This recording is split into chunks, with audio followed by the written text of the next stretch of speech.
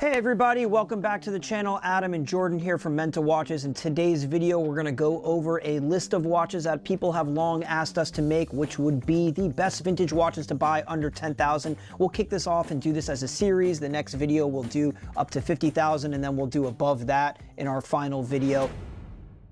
Without further ado, let's jump right into the list. Our first watch on the list has to be tried and true Rolex Submariner. When you're talking about $10,000 and under, you're a little pigeonholed into a couple different models. We've identified two that would kind of fit the bill that are great, and you can find great examples in that $10,000 and under price range, and that would be the reference 5513 Submariner or a reference 14060 if you want to stay no date and go to a sapphire crystal. The 5513 still keeps you with a plastic crystal. You can get a nice gloss white gold surround dial with nice patina and still be under that $10,000 range. If you like the date model, you can go for a reference 16610 with a tritium dial. You can even pick them up with box and papers, and I would say the same goes for the 14060. Both sapphire models can be found complete and under 10 grand. I think they're fantastic buys, and as we've talked about a lot on this channel, the Rolex Submariner is a quintessential watch that kind of everybody needs to own at some point. Arguably the most iconic watch on the planet.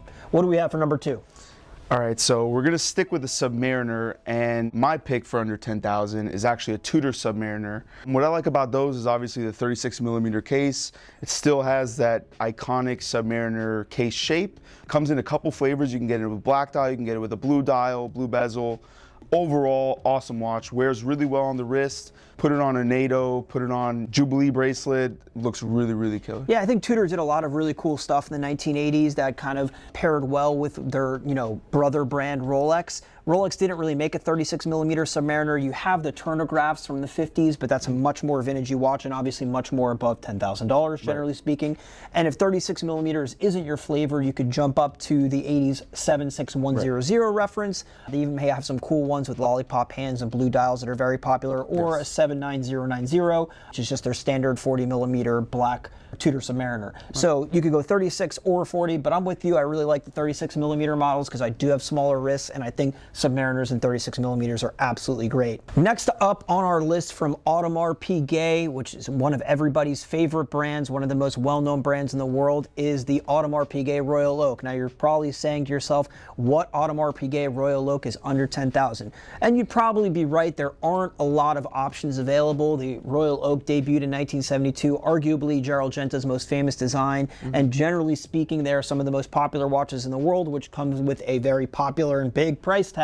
But there are a few models that can be had in the $10,000 and under range. You might have to hunt to find the right one, but they are out there. Particularly, we like the reference 56175 and 56303 in steel or two-tone, but keep in mind these are 33mm quartz watches. 33mm isn't going to be to everybody's taste. Jordan and I love them, and obviously quartz isn't going to be to everybody's taste, but these watches are fantastic value in this price range. You could get a iconic Royal Oak either with a date 56175 or no date 56303 and still kind of keep yourself right in that $10,000 price range. And I think the two-tones you could even get in the 7 to 8K range. And honestly, there's so much value in that watch at 33mm Royal Oak, even with a quartz movement at $10,000. It's really hard to beat those. What I love about that watch is a lot of people get scared of the 33mm size, but really with the integrated bracelet, it wears a lot more like a 36mm Datejust or something like that. It has a lot larger wrist presence. And for those who know, that's like one of my favorite watches, tantalum and rose. I don't think you can get those quite for under 10 grand, yeah, but the last couple we sold around 12. But you can most certainly get a regular steel and yellow gold one for under the $10,000 mark. Or stainless steel or two-tone steel and gold. Right, and you can get those with cool dial variants as well, like slate dials and guilloche dials. There's a lot of cool options. Yeah, a lot of cool options. So next on our list, the 90 Speedmaster. Doesn't need to be a 90 Speedmaster to be under that $10,000 range. You could walk into Omega right now and get a Speedmaster for under 10,000. But we personally love the 90 Speedmaster, specifically the reference 3590 from the 90s. Yeah, the 3590s you could buy in that $3 to $4, $4,500 price range, even with box and papers with nice yellow patina. It's a little sturdier of a watch. And like you were saying earlier, Speedmasters really have not changed since the 60s. Yes. So they kind of have the same design language as you would get from a 60s model. And the market for vintage Speedies right now has fallen a little bit. So you could even try to pick up a nice 861 or even 321. If you're lucky, pre-Moon Speedmaster, it'll be a little bit higher than that $4,500 price range. Maybe you're climbing into the $6,000 to $7,000 to $8,000 price range, but certainly still under $10,000. Generally speaking, these 42 millimeter Speedmasters, whether it be a 90s model or an early 60s, 70s, 80s model, are fantastic buys at the prices that they're being sold at right now. Yeah.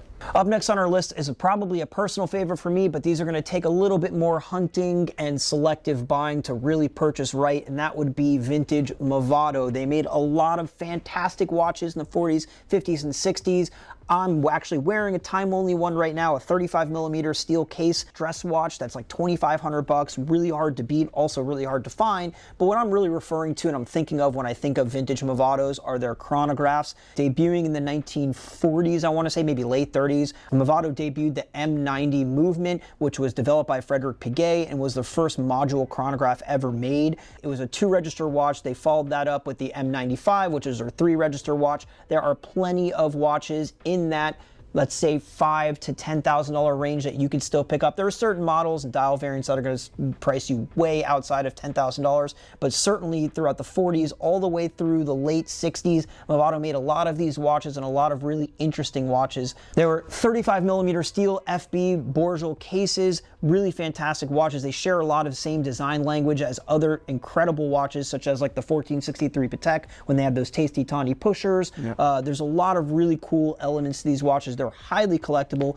An interesting tidbit is that if you ask any old-time dealer or old-time collector what were some of the most expensive watches, wristwatches back in, like, let's say the 80s and 90s as vintage watch collecting really started to pick up, they will always tell you it was Cartier and vintage Movado. The prices for vintage Movado kind of stayed the same as the more popular watches such as the Royal Oak, the Daytona, the Nautilus started skyrocketing, but back in the day, these were the super collectible watches. It was the Polyplans, the M90 chronographs, the Cartier tanks, Rolex bubblebacks. There were a lot of watches that were very expensive back then that kind of held their prices but didn't really go up in modern time status quo. For me, Movado made some of the most interesting watches of the era, and there are some fantastic watches to be bought under $10,000. All right, so next on our list, one of my favorites as well. It's a Orfina by Porsche Design. Oh, cool. And it's really famous for being in the Top Gun movie, worn by Maverick. It's like one of the first PVD watches. It was designed by the grandson of the founder of Porsche. Friends? Ferdinand Porsche? Ferdinand Alexander Porsche is his name. He's actually the one who started Porsche Design. He branched off from the cars. He did design the 911 and stuff, so I think that's a really cool tidbit for that watch. Awesome design, specifically the reference 71765. You know, this is why we split up these lists, because that didn't even like jump in my brain, but you're absolutely right. Those are fantastic watches under $10,000 and well under $10,000. Well under $10,000. And a lot of the Porsche Design watches, which have been gaining a lot of popularity lately, they made a lot of different cool stuff. We've sold recently a couple of those Compass watches. Compass watches are really cool. That like flew off the shelves, and we're talking about watches that can be picked up even well under $5,000 a lot of times. So I think they represent tremendous value with tremendous history and something that you don't really see very often, so you kind of will have something unique on your wrist. Right. Next up on the list is obviously a very popular watch that most of you will be very familiar with, the Breitling Navitimer. In particular, we're talking about the references 806 and 809, the regular Navitimer version, regular chronograph version, and the 809 being the Cosmonaut version 24-hour dial. These watches were produced starting in the 1950s throughout the 60s and 70s as well. Started with the Valjoux 72 movement. Obviously, those are going to be priced well above $10,000, but now with prices softening a little bit over the past several years, you can pick up really great 806s, either the AOPA all black version or just a regular Panda, or reverse Panda I should say, version with a Venus 178 movement from the 1960s. Arguably under $10,000 pretty consistently. Some fantastic examples might cost you a little bit above $10,000, but generally you could find them under $10,000, right around that, like I'd say $7,000 to $9,000 range. If you want to go even cheaper than that, you could go later into the 70s and pick up those twin jet models that are also fantastic watches that also have pretty much the same exact design language with some differences on the dial, obviously. And those are going to run you in the $3,000 to $4,000 range. Breitling is an amazing brand with amazing history, and I really like the way that they have been kind of leading their brand into the future with redesigns of their iconic models, not just the Navitimer, but a bunch of other models as well. So there's really actual history, heritage, and brand awareness there, and a very iconic and important watch. Yeah, you're picking up an icon for the brand for sure, for under 10,000. So next on our list, I'm just gonna say it, rip the Band-Aid, the Rolex 1601 Datejust. You know, you can't go wrong with it.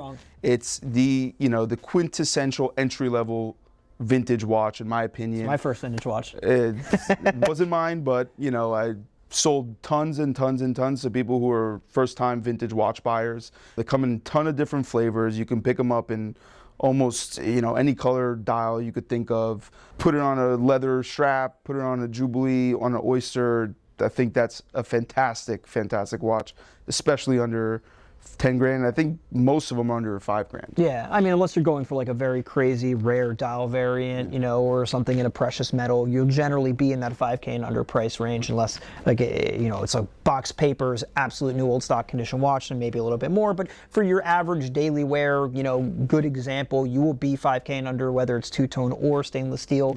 And I think to kind of bridge forward from that as well, if you really wanted to, you could also go with an 1803 on leather strap. It's going to be hard on bracelet in good condition to buy that under 10,000, but an 1803 on leather strap, if you're okay wearing it not on the gold bracelet, can be picked up well under $10,000 as well, which I think in the same vein as the Datejust represent fantastic value for such iconic watches that have just stood the test of time and that everybody knows and are absolutely universally loved by everybody. Yeah.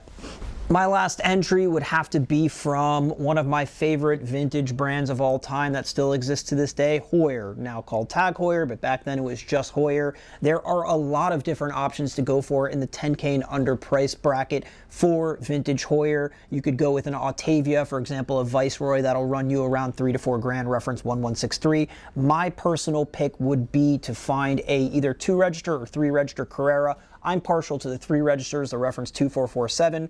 Obviously, some of the dial variants are more popular than others, so a 2447N, meaning noir, black dial, is probably going to run you over 10 grand, but you can get some fantastic silver dial, 2447S or 2447T for telemeter, with telemeter scale on the dial. There's some fantastic examples that can be bought well under $10,000. They used to trade consistently above 10, and I've seen them now priced in like the 6 to 8K range for really good examples, and that market's been stable for several years now after they kind of dipped a little bit, I would say in 2018. So we're about 6 years later and they're still holding steady at these new price range points. I think absolutely fantastic buys with watches with amazing race history, amazing watch world history that have been continued forward, much like Breitling we were talking about earlier, into the future by brands that really have awareness of their history and want to move forward in recognition of that history.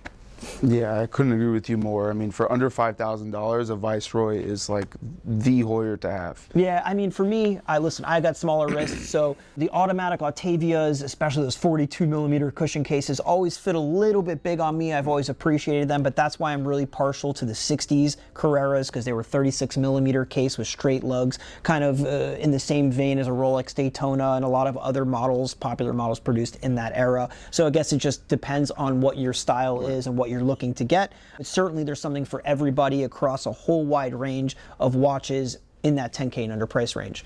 And last but not least, what did we pick out? So this is basically my favorite watches under 10 grand, and it's a Doxa Sub 300. Cool thing about these is, it's an iconic dive design with really legible dials. That orange, the famous orange dial, you can't miss it. You could see it from a mile away, highly recognizable.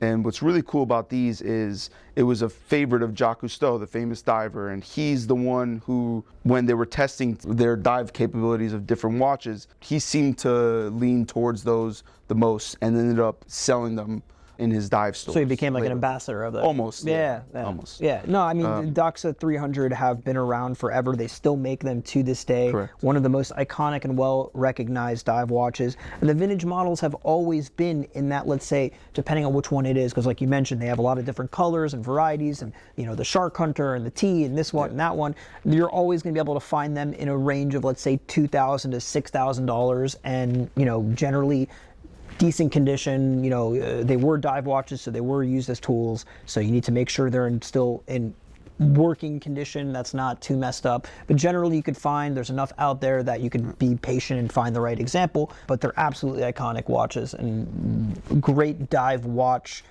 choice if you don't want to go for the tried and true Submariner. Plus beads of rice bracelet. Yes, yes, you find it on the original beads of rice bracelet, it's hard to get better than that. Yes. Well, that about wraps it up for our list of our favorite watches under $10,000. People are always asking us to make this video. We finally did. If you guys enjoyed it, please let us know in the comments below, and we will strive to make the next one up to $50,000, and then the final video over $50,000. If you guys have any suggestions or you think we forgot anything, let us know below. As always, thank you so much for watching. We'll see you on the next one.